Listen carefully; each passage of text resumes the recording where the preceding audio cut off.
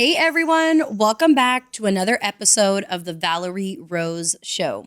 I'm your host, Valaery Rose, and today's episode, we're going to be diving into what it really takes to balance the roles of entrepreneurship, motherhood, your own individuality and personal development, and how to navigate through life's challenges with grace, grit, and self-awareness.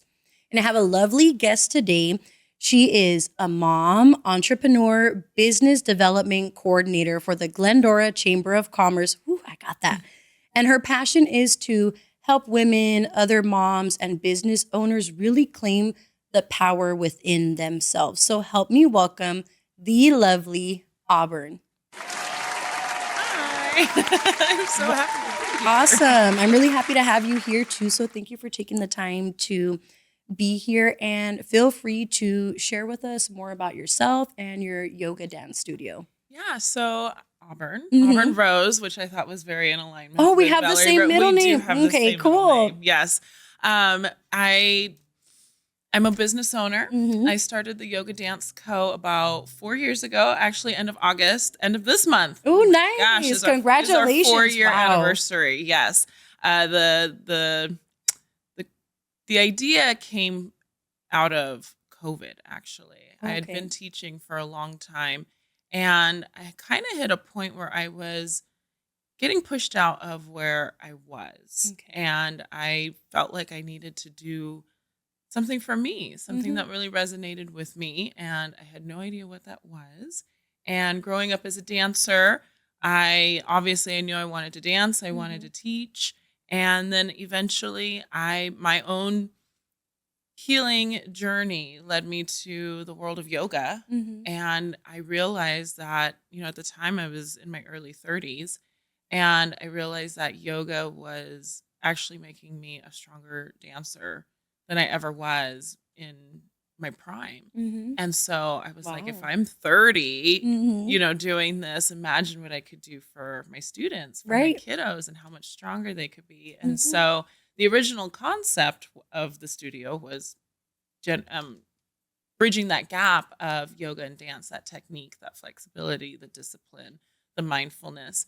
And during COVID, we lost a aerial studio that was local to us, just through the pandemic. Okay. Not a And business that was yours. Not a business Okay, that was got mine. No, it was actually a business that I took classes from. Oh, cool. And it's so funny because when I was taking classes, I Mhm. was so deathly afraid of aerial. I knew it was something I always wanted to do, and I'd show up every week. It's crazy to hear that, because in your videos, you just like flutter in the air and make it seem like it Girl, ain't no thing. You know what? When there's fire under your booty, you got to do it. Yeah. You got to do it. And I knew as a very new business owner, this was something that I was going to need to capitalize on and learn very fast Mhm. and get over the fear. And so, we became the Yoga Dance Co., but with a very heavy level or component of aerial. Nice. So, And did yeah. you start right into the studio, or how did that whole business journey begin? It started with my business partner and I came up with the concept. Again, Mhm. it was really just yoga and dance. Yep. And right before we were getting ready to open and start the Mhm. movement, the pandemic hit. Yep. And so I took all of my classes online Okay. and kept all of my kids and my adults going. And as soon as we were like, okay, it's time. And the world needed some yoga in their life. Mhm. And so we took the chance and opened kind of right out of the end of COVID in 2021. Wow, 4 years strong. Mm-hmm. Doing it out of COVID, would you say that aside from it being a new business endeavor, that at that same time as you're reinventing yourself and telling yourself, I want more, I want to do something more for myself, that it helped heal you starting this business by combining your entrepreneurship and your own personal experience to heal through yoga and dance? Absolutely. Everything I've done kind of coming out of my late 20s, no, Mhm. actually early 30s. My 20s were very chaotic and stressful. And that's era. pretty typical. Oh, We're for all sure. still learning in Oh, life. And I think absolutely. the younger we are, the more we're going to make mistakes. Yeah. And, we'll always make mistakes, but I think it's chaotic for everyone. I in their think so 20s. too. I think so too. And especially because I lived a very sheltered I had a very sheltered upbringing. Okay. And so getting into my 20s, it was like, oh my God, here we go. Every time to The break tequila's loose. out, the clothes are coming out. Let's do it. So by the Mhm. time I was really excited to hit 30, because I was like, okay, I'm Mhm. done. This is enough. Like You had your era. right. I had my moment, my 10 years, right?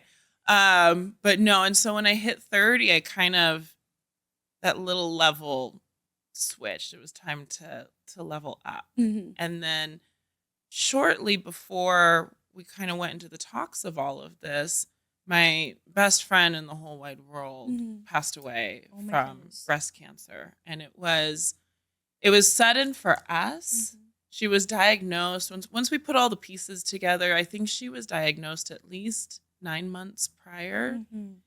All of a sudden, we could tell she wasn't feeling good. And then she was in the hospital. And then 3 weeks later, she was gone. She never told anybody. She kept it to herself and decided to just live her life. She didn't want to go through treatment. I think by the time she found out, I think she was already maybe had hit that level of like, it's too far. We're too far. And it was a very aggressive cancer. And so by the time we found out, this was it.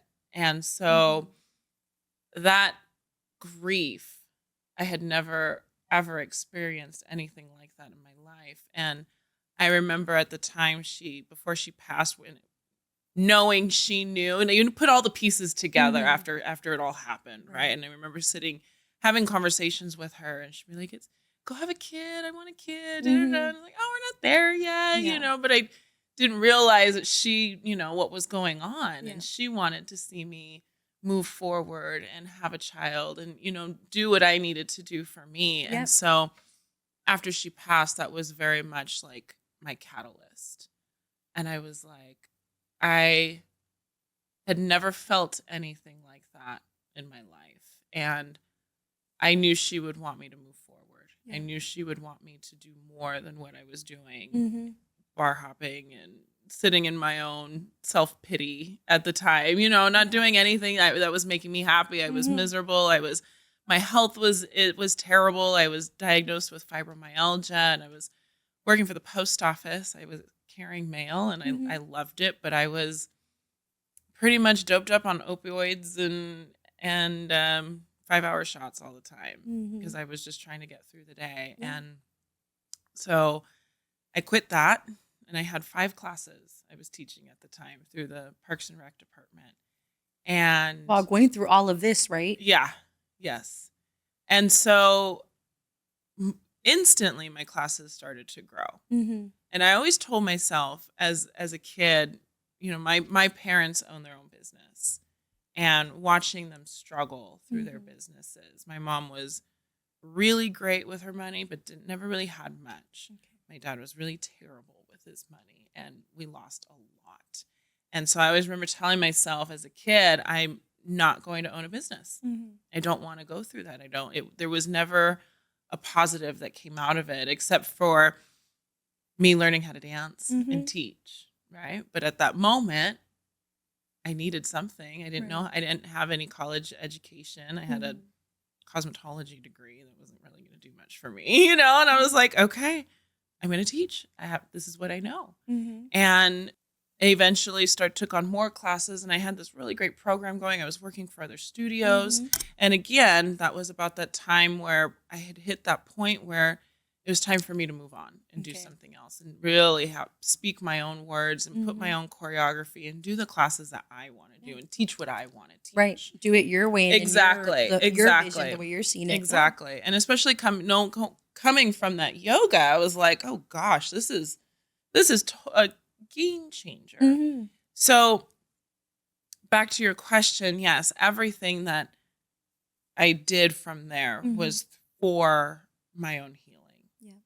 And I also then had to really sit back with my own fears, and just watching myself at going to an aerial class and really just sitting there because I was so afraid of falling. I was afraid to get up and try. I was not strong enough, and I'm watching everybody excel around me. And now it's just depressing. Like, why am I even coming to class if I'm not even giving it my best shot, And I realized as I started opening the studio, I had my son pretty much about a month earlier. Mm-hmm. I had to do what scared me the most. And the aerial component to the studio presented itself. And I went, you're kidding me, right? Like, I can't do that. I have to learn it and teach it. Mm-hmm. I was like, oh God, I'm a fraud. Like, who's gonna That's where that believe imposter me? syndrome Oh, starts total kicking imposter syndrome. Total imposter syndrome. But I was like, okay, we're gonna do that. Yeah. I rigged the studio. There's no Mhm. turning back now. Yeah. And so yeah, so from then on, it was like I really understood that if I'm this afraid of something, then I have to do it. Mm-hmm. I have to do it. And that just, again, came from my own healing journey, my own process. And now being able to teach that to my students. Yeah. You know, because there's certain things they look at and they're like, absolutely not, Miss Auburn. Mhm. And I'm like, you can do it. And they're like, are you kidding me? I go, you can do it. Yeah. Are you scared? Yeah, I'm scared. Then even more reason to do it. Right. You know what I mean? Mhm. Conquer your fears, because the moment you're done with it, I go, you got a Yeah. mat underneath you. You're Mhm. fine. If you fall out, you'll be okay. Yep. The worst that happens is they're gonna smack themselves on the pad, come Yeah. back up, and Yeah, a little continue to ego try it. bruise, you Mhm. know, but Yeah. we're going to be just fine. Right. And so it's this amazing philosophy I've been carrying with myself and to my kids, to my students, to my own child. Mhm. You know, when he gets afraid, it's like, okay. When you had mentioned earlier that you showed up to the aerial studio session and you felt like, I shouldn't even be here. I'm not excelling. I'm not giving it my best shot. Girl, I have to disagree with you, because you were literally giving your best shot by even thinking of doing it, and then to show up. And that's where you started to really overcome the fear. And I love how your yoga and the aerial dance and your yoga dance co, that's what it's called, right? Your Mhm. business. Not only is it shaping the minds of the adults and the children that you work with, but it's that mental strength, emotional strength, personal development, physical strength, Mhm. and having a community. And that's what I really love about seeing your stuff online, because there's just a big sense of community. So how did you start fostering that community to bring them in as clients, develop relationships, and so on and so forth? You know, it's still very much a work in progress Mhm. because there's so many components, Right. right, when it comes to owning a business Mhm. and running the business. and- Especially an in-person one. Right, a brick and mortar, and teaching Right. in the business. Mhm. So I really had to, number one, just fake it till you make it. I knew how to teach, and I'll figure out the rest. Do you really feel like you were being fake though? You see, that's where that imposter syndrome comes in, and we believe because it's something new, like, oh fuck, I can't do that, Oh, or I'm for not sure. capable. But it's like, Well, at no, the you time, really are. It's the fear. Mhm. at the time, I definitely, my mindset is a lot different than it was 4 years Mhm. ago. And 4 years ago, I had an infant, and I was teaching myself how to do aerial, how to teach it, Mhm. how to run a business, how to put all these. Yes, I could see the vision of this community that I Yeah. wanted, but I couldn't build it until I built it. Mhm. You know what I mean? Yeah. When I first started, it's so funny because now I love doing content. I have Mhm. clients. I do it for the chamber. I do it for the studio. I do it for Yeah. myself. I'm happy. I love doing content now. But when I first started, I was so scared of Instagram. What scared you about the I posting on don't Instagram? know. I don't know. I think it was techie, Mhm. and I didn't do techie. And it was, I don't know. Look at it, and you do it now, and you I do know. it well. I know. And it was so funny because I remember sending information to my sister-in-law. I'm like, Mhm. can you just make me a flyer? I don't know what I'm doing. I have a newborn. And so she'd help me. And Yeah. after a while, it was kind of like, I jumped on this course about how to be more authentic and Mhm. show up and content ideas. Yeah. And so I started learning. I started doing research. And then again, I knew what scared me the most I Mhm. had to do. And Yeah. what scared me the most was being in front of a camera. Mhm. And look at you here now, I so know, confident, I love it. comfortable. You're like, yes, I got this. I love it. And I'm like, what's wrong with me? Like, I can perform on stage. I can teach all day. Right. No problem. You put a camera in front of me and I was like, I'd be sweating. I go, oh my God. Oh, I'm like, mouth is like, dry. Oh my God. That's why I told you, I'm like, we need to have that water here with us. Girl, my first videos, you could probably hear the shake in my voice, but I was like, we're going to do it. We're going to do it. No, I think we feel it, but maybe if you go back and watch that I'm video, sure. sometimes you can't even notice it, because I remember when I first started off here with Solomon, I would feel my voice like breaking, itching, everything. And then I'll rewatch it. I'm like, nobody would even, I'm like, nobody would know. It's just that feeling that you get, and you just kind of assume like, fuck, everybody's watching me. They feel what I feel and they see what I see. But that's not always the case. Well, and it goes back to that kind of imposter syndrome where you feel like everybody's looking through you and they see all the flaws. They see all the things that you're trying to hide. And when you really look at it, it's like, that's obviously not true. Right. And especially I tell my clients now, like, just do it. Yeah. No, especially when it comes to Instagram and you're trying to build a business or build a brand and tell a story and get your name out there. I go, nobody's going to boo you off the stage. Nobody ever looks at somebody else's video and was like, I can't believe she did that and looks like that. Like, how dare she? Boo. Boo. Is there a boo? Boo. Let's see. Boo. Get off the camera. Don't be booing us either. Right? No, you're right. And I think we just have that assumption where people are going to be talking about it in a negative way. It's going to make us feel cringe. Right. It's not something that we normally do. But I think the only people that are going to be talking about it negativity, they are the ones who aren't focusing on that personal development. So they're projecting their negativity onto someone else, or they have a belief that I can't do it, so why does she think she can do it? Because they're coming from a place of thinking what works for them.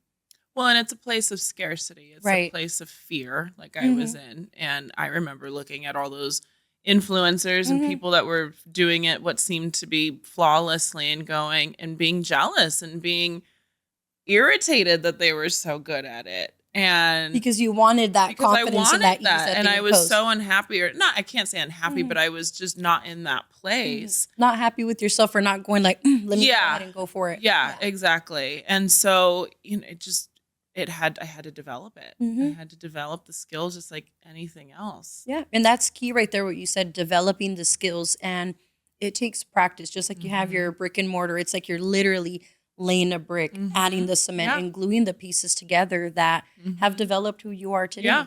And being this badass businesswoman, taking care of your own self, being a mom. And I know your son is still very young. And that's when it's like even still extra chaotic. I have a daughter. She's going to be 16. So things are a little bit like more chill and stuff. But when they're younger, it's really nice. It's like I love that. Bittersweet because she's leaving like her young adulthood, becoming a grown-up type of thing. But that leads me to, how do you balance in your life? You also said that you're married, like spending time with your husband, being a mom, running a business, doing all these extra like curricular activities, whether it be for yourself or your son, but still being able to like be centered and be present and pouring up yourself first before you pour into everyone else. It's a list, right? Yeah. It's a list of things to balance. And I used to try to think that there was a schedule for all of it, especially when my son was a lot younger.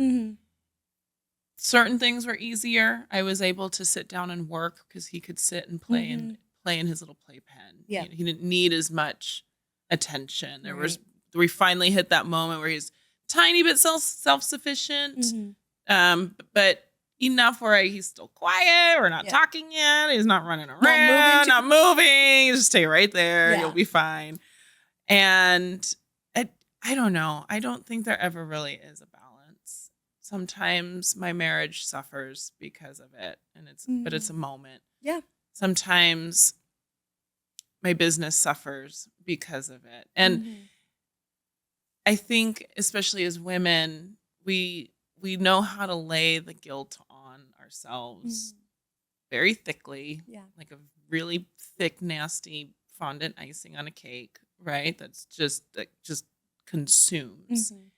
And we're trying so hard to create this balance that really doesn't exist. And Mhm. instead of just, what do I prioritize today?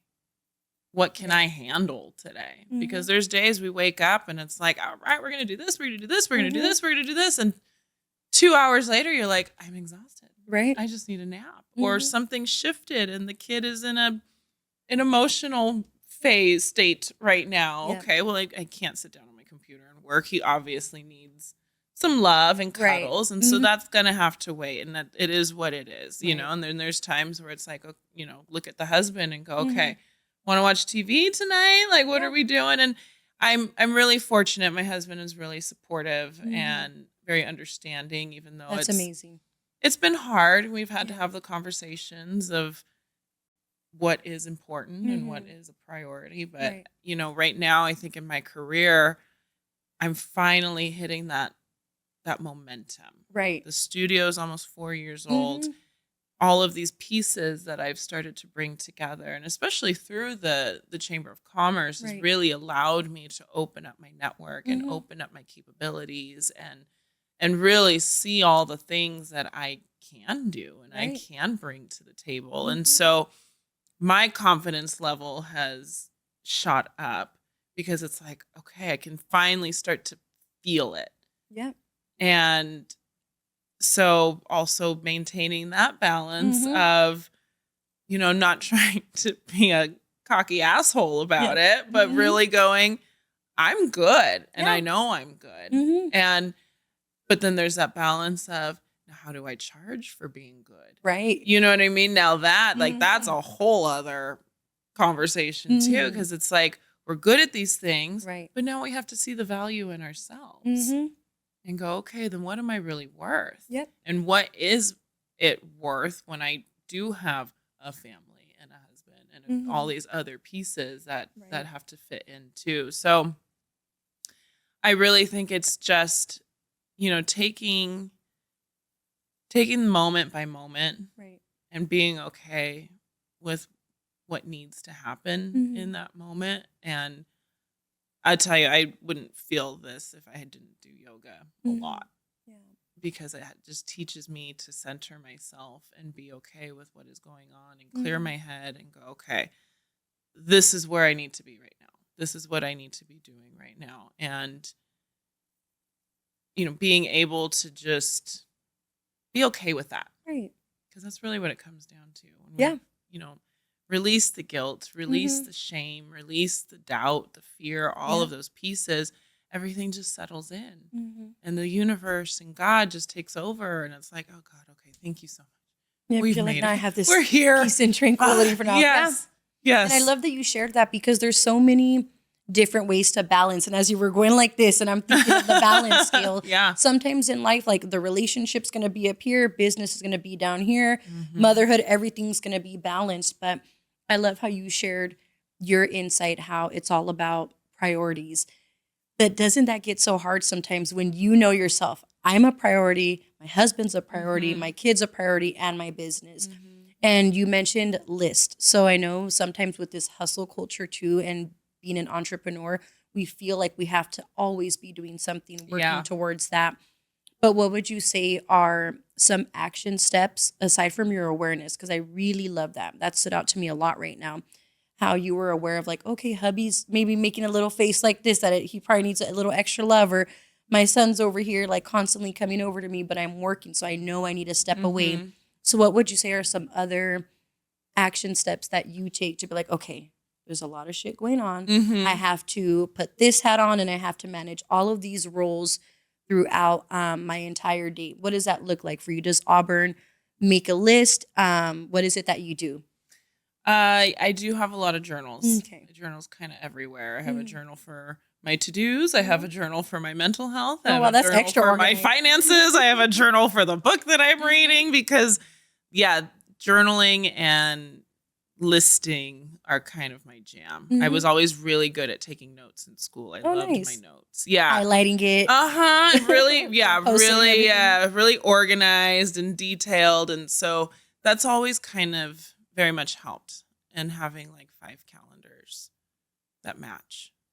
I like that. That's nice. That correlate. Or else I'm like, shit, I know I had something right now, but it's on my calendar at work. I didn't put it in my phone. But, nobody's perfect at the same time. There's a lot of cues I miss at home. And that's normal because your mind's working 24/7 on something, whether it's yourself, your husband, friends, because there's so much to balance out. That's why Solomon makes fun of me when I say something like, oh, I'm going to schedule an appointment with someone on this date, and it's like 2 to 3 weeks out. But I feel with so much that's going on, and I can relate to, on so many levels. From I have my business, but you see everything's online, so it's a little bit less stress versus you. I could only imagine the vast amount of things you have to do, whether it's like employees, the back end of your stuff, dealing with clients, just everything, maintenance, everything. It's just like so much more to think of. Clean the toilets. Yeah. I know you brought up something about toilet paper last time, and I'm like, that's a win. I wanted to point that out. It was something along the lines of a post, and you can correct me if I'm wrong, where it was like, now I'm at a point where the business is paying for the toilet paper. And when I saw that, I'm like, that's a win. Like that is a really big win, because it feels good to know my business is producing and now I'm leveling up. And I think sometimes being a business owner, or an entrepreneur, we forget those little things that truly matter. And it shows how you're leveling up in different ways. Yeah. And I've always heard it. And it's kind of like, all those things you hear a lot. Self-love. How can you love somebody else wholeheartedly if you can't love yourself? And same kind of thing of like celebrating the little wins. We're so used to looking at like these big grand scales of where we're going, and we forget like, my business, I don't have to pay for toilet paper out of pocket for my business, and it's like, yes, that is amazing, because it's all expensive. Overhead's expensive, payroll, we're adding new classes. And I was just talking to my friend on the way here, and she's like, I'm so excited for you. I'm like, I'm so scared. What? Because sometimes you do all this work and like, you try to do new classes, and then nobody comes. And it's like, oh man, okay. And for me, it used to be, what are people going to think? I'm a failure, blah, blah, blah. Now it's just like, okay, if I'm going to put these people on payroll, I need people to come take these classes. You said, you kind of like light your ass on fire because you're like, okay, I got to do this because there's other people depending on you. But mainly you're depending on you to see this out, your business vision, empowering the kids and the adults that you work with and that community. So I think that's really amazing. Thanks. And since you did mention earlier that your parents come from that entrepreneurial background, what would you say are some things that you learned from them? Because I know something I haven't heard you said, which it's really interesting, is your level of patience with these 4 years of business. I haven't heard anything negative. And nowadays, people want things fast. They want to see the success in a day, a week, a few months, but they don't understand that things take time. Everything that's good takes time, right? Oh, for sure. So what would you say are some things that you learned from your parents, them being in business, aside from like the money stuff, where you're like, that seems like a fear, it seems like a struggle. Yeah. What are some things that you would say you learned from that? So I will say, if we had this conversation a year ago, you'd be talking to a different person with a completely different mindset. I love that, because that shows growth right there. Girl, last year was growing, scary. Last year, let's see. I love that you're being so active with those buttons. That was last year for me. Damn, okay. It was scary. It was just a scary summer. Summers are hard. Everybody disappears and goes on vacation. And I was like, okay, I don't know if we're going to make this, and I still get scared, right? Because at the end of the day, something could happen. People could walk out the door. People are like, oh, don't put that into existence. And it's like, well, you still have to be pragmatic. Like I can be very, very all in my head and manifest all the beauty and all the great things. But I mean, my studio could catch on fire tomorrow. You know what I mean? Like you're being realistic, just like what if things. Yeah. Right. And not that I'm putting it out into the universe, but there's still that level of I guess adulting, right? That like you still have to think about what if this stuff does happen. And so and I don't know where that was going, but back to your question about with my parents, my mom, when she was teaching, she always taught for Parks and Rec. I never really Okay. grew up dancing in a studio. Okay. And she was always very giving, very, parents would come and be like, I can't really afford to do all the classes for my kids. And my mom would be like, just leave her. Like, we're here for the day. Yeah. Well, she can dance. She can do my mom would put on these incredible recitals, and she put so much heart and soul into teaching and discipline, like making Nice. sure she taught us as well as she could Mhm. to get us to wherever we wanted to go with our career. And Sounds like you have that too now. I do. And it's very different because my mom was also she came from more of the traditional ballerina background, and she also did flamenco. So it was Oh, a very wow. weird kind of world because flamenco is very freeing, very open, very sensual in a sense. Ballet obviously isn't, right? It's like more elegant. Yeah. And so, but my mom always kind of, especially when we were kids, she always kind of put the pressure of, your weight and, how big a person is. And I look nothing like my mom. My mom's 5'5", and she's this little tiny little Mexican lady. My dad, he's 6 foot and all the white and German and French and Irish and everything that's me right now, right? And so I never had that ballet body, that dancer body. And she kind of made sure I knew about it sometimes. And so, growing up kind of in that it was always very, I didn't know if I was coming or going with it. And then watching my dad kind of go through his journey of owning his business. He was very good at what he did, but he was a general contractor. Okay. And so he wouldn't bid properly. He would underbid. He would take too long, and he just constantly borrowing money from people, lots of money. He built us this beautiful house up in Turnbull Canyon that we lost 6 months later. Over there in Whittier. Yeah. Okay. Like Hacienda Heights area. And we lost it like 6 months later. And so looking at these pieces, right, it's like, okay, my mom says one thing, but she really says another thing. My dad's over here borrowing mass amounts of money. Like, none of it's cohesive. Yeah.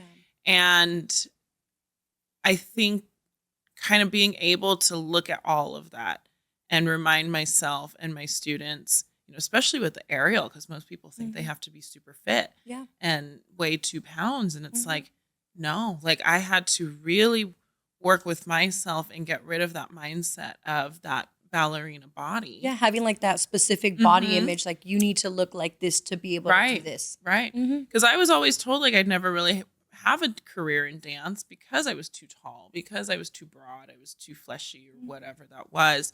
And so, taking of, everything that she laid down that was kind and good and disciplined, and taking that and going, okay, that's what I want. We're gonna push this other nonsense to the side. You be you, boo. Like you're beautiful no matter how you come in. And then taking that other piece of my dad going, okay, well, we really need to learn how to handle some money and understand how to be behind the business. We all came from a craft of what we love to do. Right. And now you have to run a business. Like, oh my goodness. Like nobody taught anybody that. We just figure it out. And so taking what worked and going, okay, here's that middle. Yeah. So I definitely, those things really stick with me in the good and the bad. Yeah. And I love how you focus on the positive and what would work for you and apply that in your life now. And now being a business owner for 4 years, that is a long time. And I'm super happy that you're standing strong and continuing to grow. What would you say is like a major roadblock you've had in this journey with building a business? A major roadblock, probably myself. I think we just get in our own ways more than anything else. Yeah, that is true. Because like I said, there's always going to be something that comes up. And we've been really fortunate that I've had incredible teachers and nothing crazy has happened and no one's gotten injured. Like I feel like I've kind of put this big veil over the whole thing. Okay. And just protect it, keep it safe, keep it growing, keep it abundant, keep it that community, that family feel. And just really kind of letting, like I said, the universe and God just kind of take over. And just, I understand that whatever is meant to happen will happen. Right. But please just protect this because there's only so much I can do. Right. As a person, you know, and so I think those were probably those fears, you know, those anxieties were probably have been my biggest roadblocks. And the more I let myself, the more I get out of my own way, things just, it's like, oh, okay, there it is. Okay, that's what I'm supposed to be doing. Okay, there, and it starts to make sense and it feels good. It's moving versus being stagnant. Right. And I love that you bring that up because as much as we want to focus on the positivity of everything, it's inevitable that bad shit's going to happen, right? Or something's going to come up. And now that you are in your healed era, you're different than you were 4 years ago, a year ago. What would you say is something that you do when you're starting to feel like all of that stress, getting like discombobulated, feeling the anxiety? What would you say are some practical tips that you do or you can provide for someone when they're going through that? Especially being like what we're talking about, like entrepreneur, mom, all of that. Yeah. Like honestly, what does Auburn do when she's feeling this way? Auburn either does yoga, go for a walk, journal, drink a lot of wine. I like to drink a lot of wine part. Maybe all at the same time. And I love to cook. So I have my little outlets. If I'm feeling like I need to figure out what my next creative movement is. Usually that comes with some wine. Yep. And my notebook. And I'll sit there and be like, all right. And the next morning I'm like, whoa, what's this? Nope. Yep. You're like, nope, not having that whole bottle. Next time I'll stick to a glass. But usually they're really good ideas. You're like, and I'm like, the juices are flowing. The juices are flowing, right? And then if I really need to just get out of my own anxious brain, definitely movement. And I also deal with a lot of, we talked briefly about some health issues. I have a lot of digestive issues. Okay. I have endometriosis in my intestines. And so it makes eating not super comfortable all the time. And so also knowing that part of my body, because when I also do know my stress and anxiety will sit there too. And so it's like, okay, if I'm really stuck and I'm really not feeling good and I'm really anxious and unsure, absolute movement. I hate running. So I'm there walk. With you. We walk. Why we don't walk you a like lot. running? It's painful. And I'm tall and I have a really short stride. And so I feel like I'm going nowhere. Like my husband and I go walking and he's just a tiny bit, he's a little bit taller than me. And he's always like 5 feet ahead of me. I'm like, wait for me. He's like, why are you so slow? And I'm like, I have little legs. He's like, but you don't. I'm like, I know I don't, but my stride is so short. I don't know. I did it once. I did it once. I ran a marathon. I ran once. I trained for a marathon in Hawaii. Ooh, and nice. I got up to about 14 miles and then I got injured. But at that time it was a fundraiser and it was already booked. And I was like, my mom's like, you gotta go. You're like doing it for a good cause. Yeah, absolutely. 8 hours later, we crossed that finish line. Dang. Oh my goodness. That is a long time. Good for you for finishing it. I cried through like the last half of it. And I was like, I'm never doing that again. And what made you show up for yourself still and finish it, even knowing like, fuck, I don't want to do this. I don't want to run. Number one, I was in Hawaii. Number two, I still had to somehow get from where I was to the end. And I don't think anybody was going to come pick me up. So I didn't really have a choice. And I do remember stopping at like mile, 18 or something. I was almost there, but still so far away. So do they not have people that are like ready to go and pick people up? If I didn't see any stretchers. I didn't see any wheelchairs. I didn't see anything. What was that bad for me? There was this one girl and I remember seeing her and one of the coaches was like, look at her. And I'm like, I'm looking. She's crying, huh? Yeah. She's not going to finish. She's really upset because she's not going to finish. And I'm like, fine, fuck it. Yeah. Fine. Finish. Again, I had nobody was going to come save me. Yep. I had to just keep walking. Talk about the power of not giving up, girl. And maybe that's how I feel now. I start something new. I'm like, well, fine, fuck it. I mean, I'm here now. I have to finish it. Like, nobody's gonna come save me. Right. I'm the one that did this to myself. Let's be real. So now we just have to finish the race. And then what does it teach you? Like next time, if someone invites me to do like a marathon, I'm gonna be like, no. Let me say no. It's not a bad no. Because even sometimes we don't want to say no to people, but saying yeses to things we want to say no to, that's a form of self-care when we're like, absolutely. We actually want to say, really say absolutely. no. And I do think that's a lot of finding that balance. Yep. Is being able to say a yes or a no without, I mean, probably it's going to not feel great, depending, especially if you have FOMO and, and you're like, okay, but I really need to be here right now. And okay, fine, but I do think that is a lot of that, right? That balance is really being able to, that grit, Mm-hmm. right? Being able to say yes or no with conviction, hold to it. Stand strong in your boundaries, right? Because this is a better decision for you, and I think that's really hard for us. Yeah, I agree. I agree. And a lot of the things that you've been saying here today, I feel like you literally embody that whole wellness approach of mind, body, and soul. As you're speaking about focusing on your mindset, focusing on movement for the body, and then for the soul, it's that organization, those affirmations. And I'm sure those are really great things that you teach your students. So share with us now, like your approach to teaching at the yoga dance studio. It depends on the class. Okay. It depends on who walks in. With my kids, it's all very,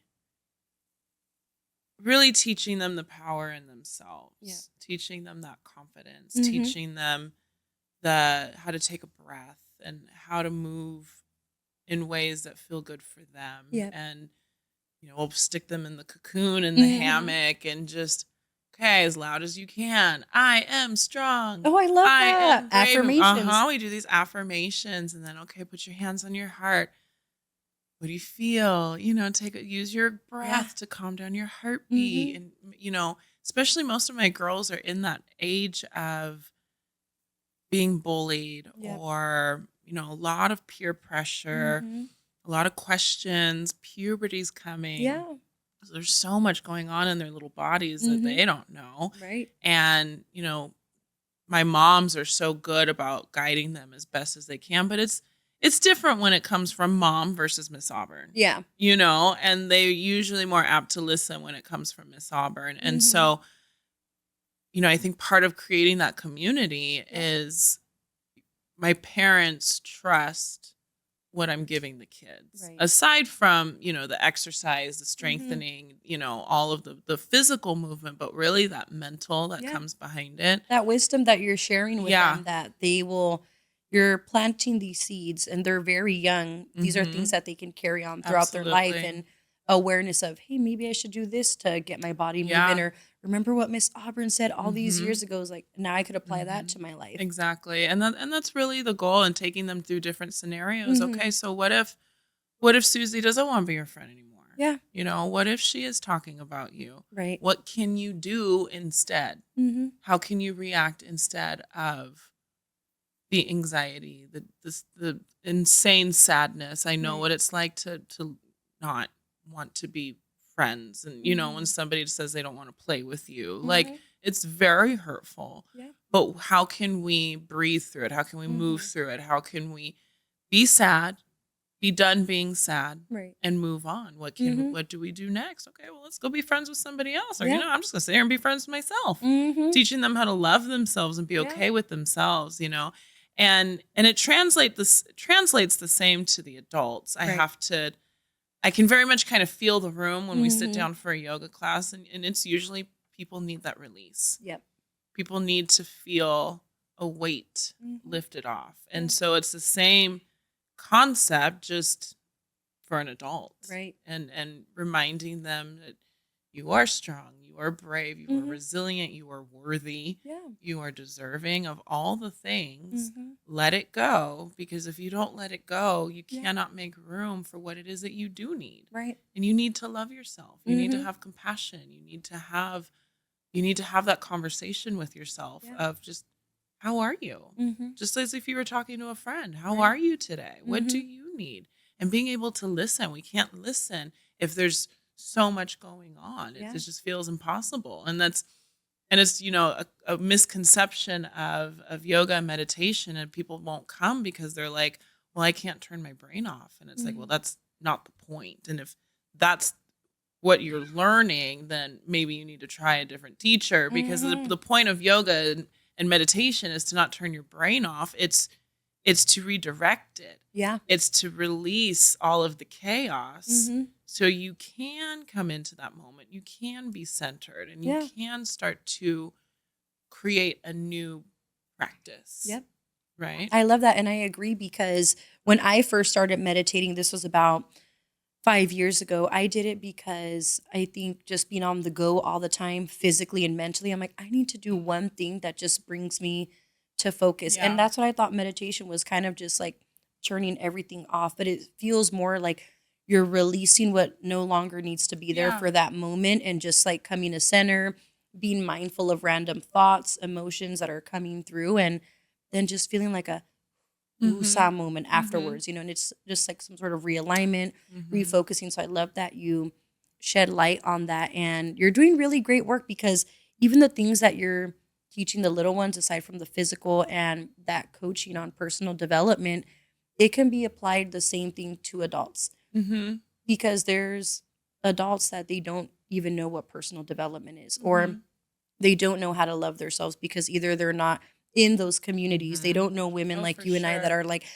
power of the people and personal development and all of that stuff. Or to them, it's like, oh, that stuff doesn't work, or it's not. They don't give it a try. So I love that you're working with the adults in that same approach, because you're definitely helping a lot of people out. I think so. Yeah. I appreciate that. I like to think so. And obviously people keep coming back. So we're doing something right, Exactly. But, and it's really nice when somebody will come up to me at the end of the class and they're like, it's like you were speaking to me. It's like, well, I was, and everybody takes what they need from it. For some people, it's a prayer. For some people, it's a journey. For some people, and yoga means to unite. You're uniting your body with your breath, with your heart, with your mind, so that way you can move as one. You can do yoga with anything, right? You could be a runner. You could be a boxer. You could be a swimmer. You could be a reader. Whatever it is that brings unity to yourself. That's all that yoga is. Yeah, I love that. The movements are actually just meant to get you to that place where you can reconnect with yourself. Yeah, because you've gone through the physical. The physical is what releases. Right. You shake it out, you move it out, you stretch it out, you can feel everything kind of like, oh, okay, I feel better. And then you lay, you sit or whatever it is, you walk, and you're all of a sudden everything comes together and makes sense. And you're like, oh, okay. That's what it's for. And I love that you bring that up, because sometimes it seems like there's this stigmatism on yoga where it's like you can only show up if you're really flexible, or if you're a certain height or weight. And then they think they have to be like breaking their back and doing all these things. But I know there's levels to it, like, beginner, intermediate, and advanced. And yoga can definitely be for everyone. So I love how you bring in the foundation of it being a union and coming into unity with your own self. Yes. So that's really, really beautiful. Yoga is for everyone. Yes. Everybody. We're going to choose that. I love it. She is the first guest to use these. What is this called, Solomon? Tell us. What is this thing? Just a sound thing. Okay. Bank Those or little whatever. sound buttons. Yeah, it's I love the little extra effects, and then we just start cracking up. I absolutely love it. It adds to the vibe. You know? It does. There's this show, I don't know if you've ever seen it, called It's Always Sunny in Philadelphia. Oh my goodness, yes. They have like a bar or something. Yes. Okay. And it's so raunchy, but it's so funny. And it's so bad. It's so fucking bad. These people are like the worst human beings. But there's one episode where they do I remember podcast. Charlie. Yes, oh my God. But there's an episode where Dee and Dennis are doing a podcast and she finds the buttons and she's just sitting there the whole time. She's like, and so then he starts talking. He's like, oh, I need one of those too. What? And so then they just, the whole podcast what are you just ends talking up about, being man? them Going back and forth on the effects. Oh my goodness. So every time when I saw that, I was like, one day I'm going to have a podcast with some And look sound at effects. the day that she brought the Always Sunny in Philadelphia to the podcast place here in Long Beach today on the Valaery Rose Show. Yes. So now, Auburn, we're coming to the end of the show today, the podcast episode. And you take your lovely drink of water because we're about to go into the Elevate in 60. Oh, okay. So what that is, I love to do it with, I can't do it with myself, you know. Maybe I'll try one day and have Solomon do some like Elevate in 60 questions to me. But every time I have a guest come on, I always ask them 3 questions that they should answer every question in less than 60 seconds. Okay. Are you ready? I'm ready. So we need to do a deep breath like,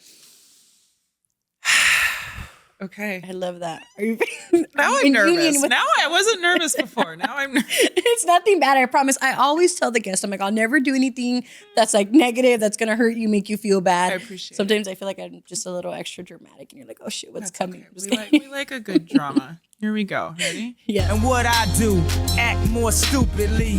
That's right. That's what happens. We're not acting stupidly. All right. So for the first question, a book or quote that changed your perspective. I kind of remember. I remember reading this in the outline. So I created my own quote. Oh, okay. I know. When you live your life in gratitude, anxiety cannot exist. Ooh, I love that. I really like that because you're bringing out the positivity and the anxiety and debunking the negativity. Yeah. And now that we're talking about anxiety, going to go a little off course real Yeah. quick.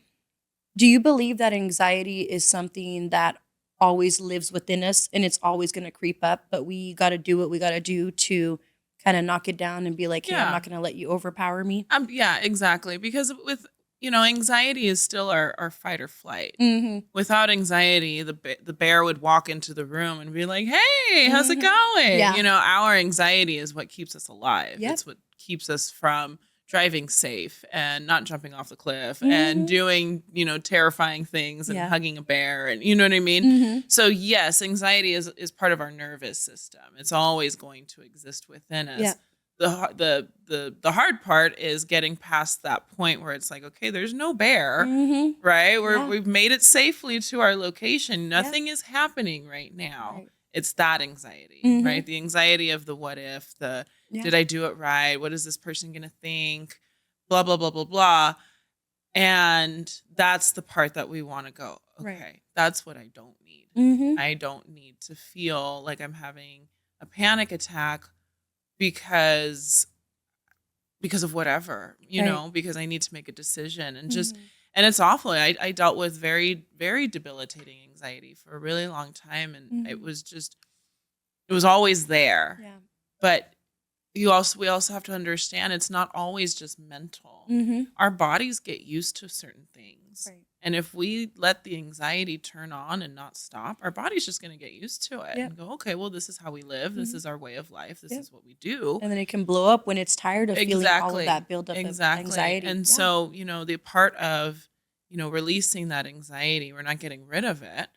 We're just letting it go when it's not needed. Yep. And teaching our bodies. And that's why I say, it's a practice. Right. The mindfulness, It is. meditation, all of this, it's a practice because we have to teach our bodies how to let it go. It Yeah. doesn't want to do it naturally. It wants to Mhm. hang on. It wants to do what it knows. It doesn't like change. It doesn't want discomfort. Even though we're so uncomfortable in the anxiety, it won't let it go Yep. because we don't like that. Mm-hmm. We're going to hold on to what we know. Yeah. So we really have to, reverse it, rewrite the script and go, I'm done. Yep. I'm done. I don't need to feel like this going to the grocery Mhm. store. That's inappropriate. Mm-hmm.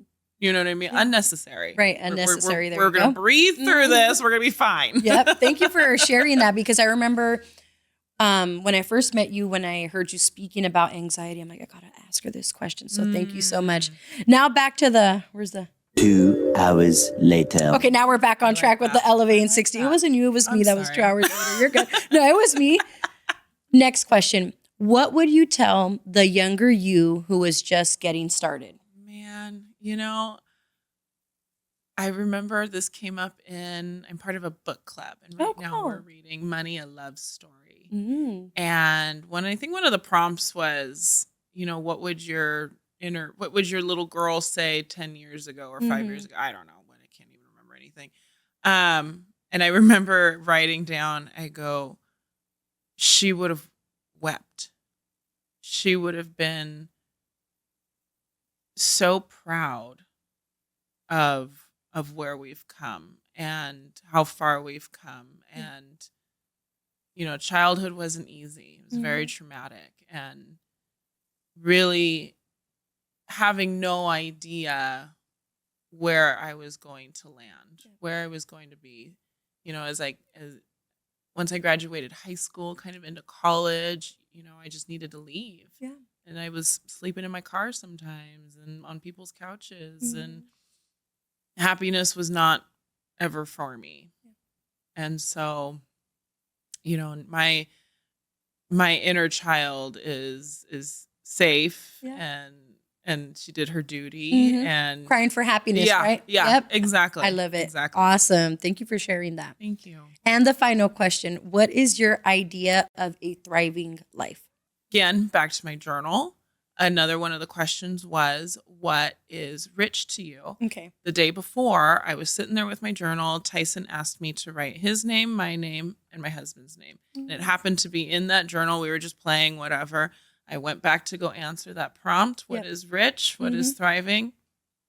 It was my family. I love that. And I think being able to, it's hard to see right now, right? Because we're not rolling in riches, but I do know what I am giving my son and what I am giving my family and what I'm teaching my son without him even knowing it. That's, to me, that's thriving. If I can leave him with a solid foundation of life and business and a really good head on his shoulders mentally and kind, and, my husband sticks with me through it, and we can do this together, then that's thriving for me. I love that. Thank you so much for sharing that, for being here. Before we close, is there any final messages that you want to give the audience really quick? No. Okay, that's fine. You don't have to. You don't have to. How about this? Think big, bitch. Think big, bitch. There we Okay? go. Okay, that was powerful. I love that. I like that. If it scares you, do it. There you go. Right here, lovely Auburn. You heard her lovely message. I hope that you all enjoyed this conversation. Thank you so much for tuning in to another episode. Make sure to look at the description box below to see all of her information, like where her studio is located, social media, contact information, and it's in the Glendora area, right? Glendora, Okay. Yes. Glendora. I get the Glendale and Glendora confused sometimes. So she's located in Glendora. So if you're interested in checking out her yoga studio, look at all the information below. Thanks for tuning in, and I'll see you in the next episode. Mwah.